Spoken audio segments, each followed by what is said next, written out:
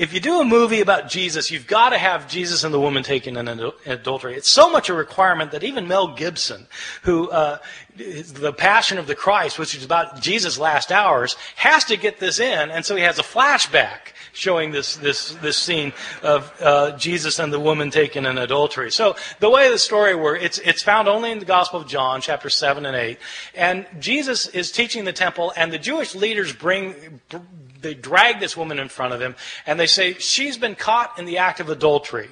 The law of Moses says we're to stone someone like this. What do you say?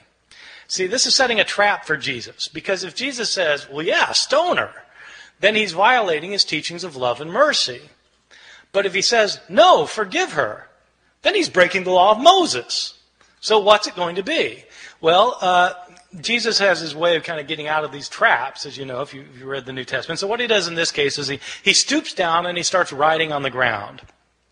And he looks up and he says, let the one without sin among you be the first to cast a stone at her.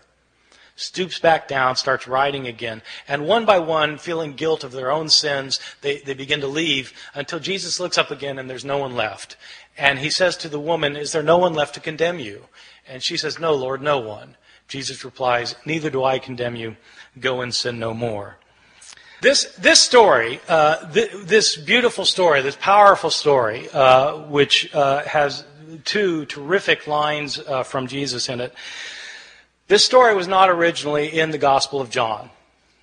This is a story that was added to the Gospel of John by later scribes. How do I know that?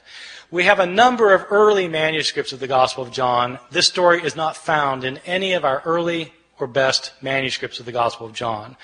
The Greek authors who wrote commentaries on the Gospel of John over the centuries don't mention this story until the 10th century, 1,000 years after the days of Jesus. The writing style of this story, if you read it in Greek, the writing style is a completely different writing style from the writing style of the rest of the Gospel of John. As a result, scholars have known for years that this story did not originally belong in the Gospel of John. Well, why is it in our English Bibles then? Probably what happened was some scribe had heard this story. They'd heard the story and they decided that it illustrated some of the teachings in John chapter 7, and so they wrote out the story in a margin.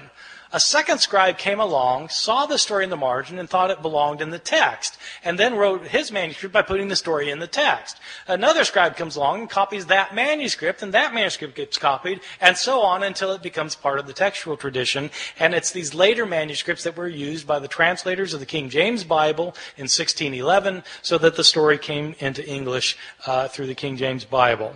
So, this story, however, is not a story that was originally in the New Testament. So people sometimes ask me, well, are there any changes that are significant in the New Testament? Yeah, well, this strikes me as a rather significant change, that the story of the woman taken in adultery wasn't originally there.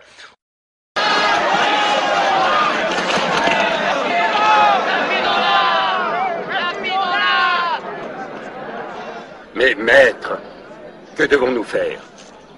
Cette femme a été surprise en flagrant délit d'adultère. Moïse, dans la loi, nous a ordonné de lapider de telles femmes. Toi donc, que dis-tu? Réponds, maître. Nous voulons avoir ton avis. Oui, conseille-nous. Est-il juste de la tuer? Que celui d'entre vous qui est sans péché, que celui-là jette la première pierre. This story is not found in any of our early or best manuscripts of the Gospel of John.